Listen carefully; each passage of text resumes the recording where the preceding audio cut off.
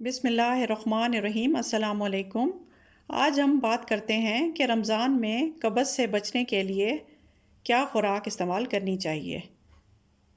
جہاں رمضان بے شمار نعمتوں اور برکتوں کا مہینہ ہے، وہاں ہمیں صبر کا درس بھی ملتا ہے، اور الحمدللہ رمضان میں تمام مسلمانوں کے کھانے پینے کی روٹین سیٹ ہو جاتی ہے، مگر پھر بھی اکثر لوگوں کو روزوں میں قبض کا مسئلہ ہو جاتا ہے، کیونکہ سحر اور افطار کے ٹائم اکثر ایسی خوراک کا استعمال کیا جاتا ہے جس سے ہماری آنتوں کی حرکت کم ہو جاتی ہے اور اس کا نتیجہ قبض کی صورت میں بھگتنا پڑتا ہے۔ آئیے دیکھتے ہیں سحر اور افطار میں ہمیں کیا کھانا چاہیے۔ سحر میں دہی کا استعمال بہت مفید ہے۔ جیسا کہ آپ جانتے ہیں کہ ہماری آنتوں میں ہیلدی اور ان ہیلدی دونوں طرح کے بیکٹیریاز پائے جاتے ہیں۔ دہی ہیلدی بیکٹیریاز کو بڑھاتا ہے، یعنی پرو بایوٹکس کے طور پر کام کرتا ہے، جو کہ ہماری آنتوں کے صحیح طور پر کام سر انجام دینے کے لیے ضروری ہوتے ہیں۔ اس لیے سحر میں دہی کا استعمال ضرور ہونا چاہیے۔ افطاری سے سحری تک وقفے وقفے سے پانی پیتے رہنا نہ صرف ہمارے جسم میں پانی کی کمی کو پورا کرتا ہے، بلکہ قبض سے بھی روکتا ہے۔ سحر میں لسی بھی پانی کا نعم البدل ثابت ہوتی ہے، بشرط یہ کہ نمک اور چینی کے بغیر ہو، کیونکہ نمک اور چینی کے استعمال سے روزوں میں پیاس اور بڑھ جاتی ہے۔ اس لیے سادہ لسی جسم میں پانی کی کمی کو پورا کرتی ہے اور اس طرح قبض سے بچاتی ہے۔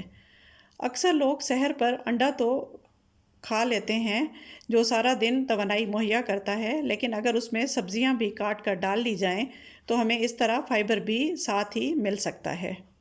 سحر پہ روٹی یا پراٹھا جو بھی آپ استعمال کریں، چکی کے آٹے کا ہونا چاہیے۔ اگر بریڈ بھی کھائیں تو براؤن بریڈ استعمال کریں۔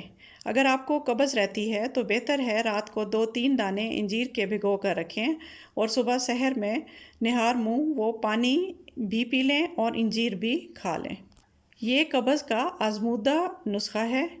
تخم ملنگا کا استعمال بھی قبض کے لیے انتہائی مفید ہے۔ اس کو بھگو کر رکھیں، پھر دودھ یا پانی جس میں بھی استعمال کرنا چاہیں کر لیں۔ افطار کے وقت کھجور سے روزہ کھولیں، اس میں بھی فائبر پایا جاتا ہے جو قبض سے روکتا ہے۔ کھجور نہ صرف افطار میں بلکہ سحر کے ٹائم بھی استعمال کرنی چاہیے تاکہ بھرپور توانائی مل سکے۔ اس کے علاوہ زیادہ سے زیادہ سادہ پانی کا استعمال کرنا چاہیے۔ کھانے میں زیادہ پھل اور سبزیاں لیں، کیونکہ ان سے کافی مقدار میں فائبر ملتا ہے۔ ساگ، گوبھی، سیب، امرود سبھی فائبر کا بہت اچھا ذریعہ ہیں، مگر کوشش کریں پھل چھلکے کے ساتھ لیں۔ تلی ہوئی چیزیں، پکوڑے، سموسے اور جلیبیوں سے اجتناب کریں، کیونکہ یہ قبض کا ذریعہ بنتے ہیں۔ اس کے علاوہ دالیں، چنے اور لوبیا بھی فائبر کا ایک بہت اہم ذریعہ ہے، اس لیے چنا چاٹ یا لوبیا چاٹ بھی افطار کے وقت کھائی جا سکتی ہے اور اس سے ہمیں فائبر ملتا ہے اور یہ قبض سے بچاتی ہے۔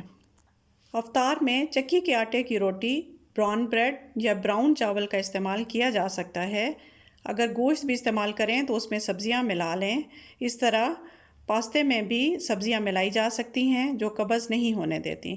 اگر کسی کو اکثر قبض رہتی ہو تو وہ اسپغول بھی استعمال کر سکتا ہے، لیکن اس کو استعمال کرنے کا صحیح طریقہ یہ ہے کہ اسے آدھا گھنٹہ پہلے پانی میں بھگو کر رکھ دیں، جب پھول جائے تو استعمال کریں۔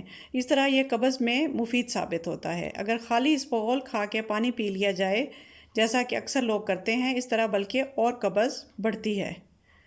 اس کے علاوہ زیتون کا تیل بھی قبض کے لیے بہت مفید ہے۔ رات کو سوتے وقت 1 چمچ زیتون کا تیل لینے سے قبض کے چانسز کم ہو جاتے ہیں۔ سونف والا پانی بھی قبض کے لیے مفید رہتا ہے۔ 1 گلاس ابلتے پانی میں 1 چمچ سونف ڈالیں اور اسے اتنا ابالیں کہ آدھا کپ رہ جائے۔ اس میں شہد ملا کر بھی آپ لے سکتے ہیں، یہ قبض سے بچاتا ہے۔ اس کے ساتھ ساتھ رمضان میں چہل قدمی کرنا مت چھوڑیں، کیونکہ حرکت سے ہماری آنتوں کی حرکت بھی بہتر ہوتی ہے اور کھانا بھی صحیح ہضم ہو جاتا ہے اور قبض کا چانس بھی نہیں رہتا۔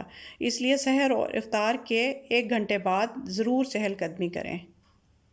امید ہے آپ کے لیے یہ ویڈیو مفید ثابت ہوئی ہوگی۔ اب اجازت دیجیے۔